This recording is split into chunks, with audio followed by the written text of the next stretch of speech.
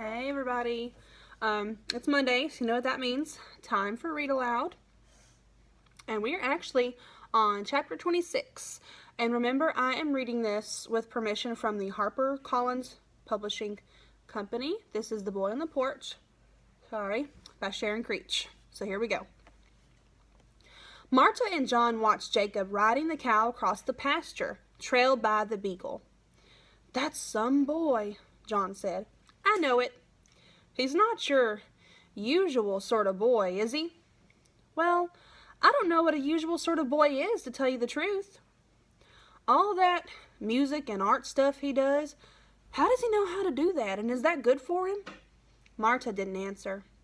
Sometimes John needed to toss questions out into the air, but he didn't always expect an answer.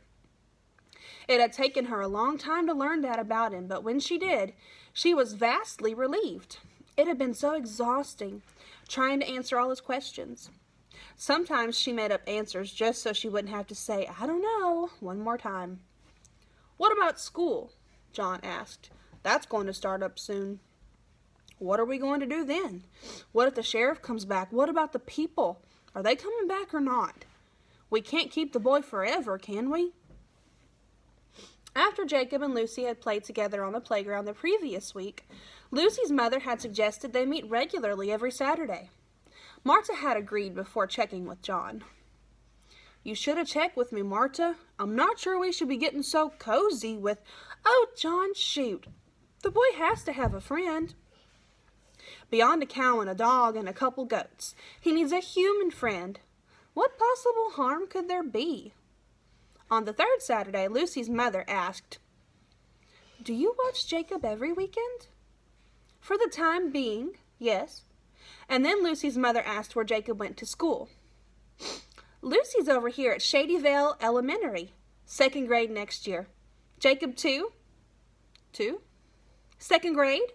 "Oh, no, I mean he might be, but—" "Oh, I'm sorry. Is it because of him being, mute that—" "Mute? Is that what people would call Jacob?" Marta wondered. People who did not even know him? "Isn't that what—" "Oh, I'm sorry. Have I upset you?" Marta wanted to grab Jacob and race back to the truck where John would be waiting.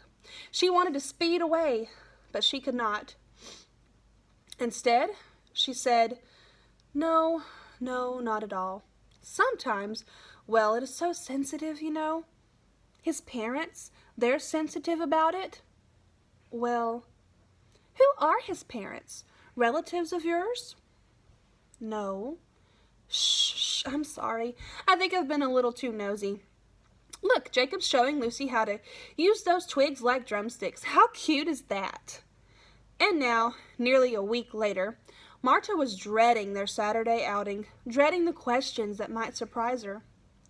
"John," she said as they watched Jacob lean forward on the cow, resting his head against the cow's neck, "September will be here before we know it. Maybe we should find out about school." John felt his feet sinking into the ground. He was going to be swallowed up. Whenever Marta said, "Maybe we should," what she really meant was, "Maybe you should." And he did not know the first thing about putting a child in school. The boy found a snake. It was small and green and narrow, weaving swiftly through the tall grass. Jacob scooped it up and studied it, head to tail. The snake curled around his wrist and lifted its head as if, too, were studying the creature who held it. The beagle backed away, flapping his silent mouth, scolding the snake. Marta was sweeping the porch when Jacob approached. "What's that you have?" "Oh, well now." She stepped back. "That appears to be well, the snake was comfortably coiled around Jacob's wrist and in his palm. "John," Marta called. "John, come see what—" There, oh my, what an interesting—" "John!" John beamed when he saw the boy holding the snake. "Well, looky there, you caught a little garter snake. Isn't he something?" "John, I think you and Jacob might want to take that out somewhere else." "Oh, sure. he said. Later that day, when the boy was riding the cow, John said, "How about that boy, Marta? He caught a snake. I think he's going to be just fine." "Well, goody good, but I want you to know one thing, John. I hate snakes. I hate the sight of them. I hate the very thought of them, and no boy of mine is bringing any snakes in this house." Sure, I understand," John said. "But how about that? He caught a snake and he wasn't even afraid." "Huh, I don't see what's so miraculous about that." John didn't see any point in explaining, even if he could, but he was thinking, how about that? My boy caught a snake. That night, a storm blew through. Winds lashed the trees, sending buckets tumbling and barn doors rattling. Chairs skidded across the back porch and roof shingles flapped and flipped. In the morning, John and Marta surveyed the debris cluttering the yard. The wind had sheared the top off a tall shagbark hickory tree and thrust its branches onto the roof. "Best cut the rest of that tree down," John said. "Knew it was mostly hollow. It's a skinny thing, shouldn't be any trouble." Marta and the boy watched from the porch as John finished sawing the base. The tree came down with a clean swoosh and thud. Jacob's gaze fastened on something dropping out of a knothole in the nearly fallen tree. He rushed forward, the beagle at his side. "What is it?" John asked. "What's he after, Marta?" They heard tiny cries, barely audible squeaks. The boy nudged the beagle behind him and crouched, his arms forming a protective circle around 4 squirming, squealing critters. "Well, looky there," John said, coming to the boy's side. "Baby squirrels. Newly born, I'd say. 1 or 2 days old at most." "Are you sure, John? They look so, I don't know, so creepy." "They're squirrels, all right. Let 'em be." "But what will happen to them?" "They're rodents. We don't need any more rodents." John moved the upper portion of the fallen tree and began sawing off limbs.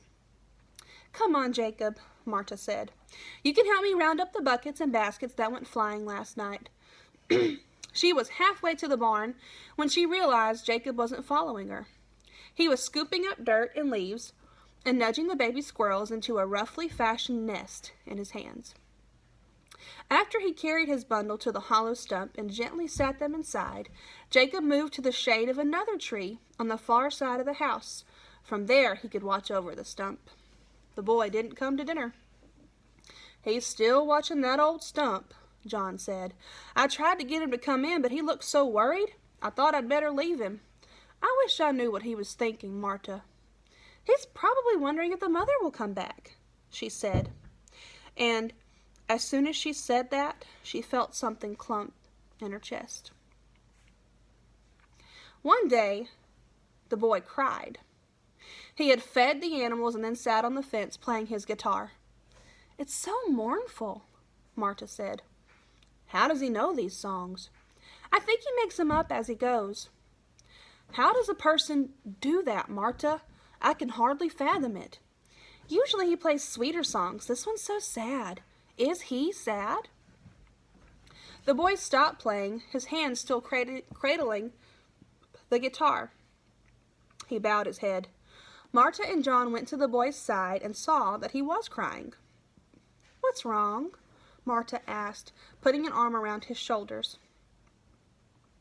John knelt in front of the boy. "Did something happen?" The boy gestured to the hollow stump where he had left the baby squirrels. John walked over to the stump, knelt, and peered inside. "They're gone. The babies are gone." The boy tapped his chest. "The mother came back for them?" The boy nodded. "Well, that's good then, isn't it, honey?" The boy's thumb slid across the strings. He looked at the sky and back down at the ground as if he weren't sure of the answer to her question. After the boy was asleep that evening, Marta said, "John, I can hardly stand it. That boy must miss his mother, and we are being entirely selfish, and we have to find her." "I know it." "What were we thinking? How could we—" "He seemed so happy here, though." He did. And they asked us to watch him. They said they'd be back. The next morning, they saw the boy racing in the yard with the dog. They saw him climb the fence and slide onto the cow's back, laughing his silent laugh. They saw him slide off the cow onto the grass and roll down the hill with the dog and the goats chasing after him. They saw him dip a brush into the paint can and paint a glorious blue tree shading a red goat. They heard him tapping a lively beat on the drums. They saw him hug the dog and accept the dog's slobbery licks on his face. "See," Marta said, "he is happy." "I'm feeling mighty confused, Marta." All right, that's it for today. Tomorrow we'll start back up with chapter 29. Question for those of you on Google Classroom. Do you think the boy wants to go home to his mother? Drop your comment in the section below, and see you tomorrow. Bye.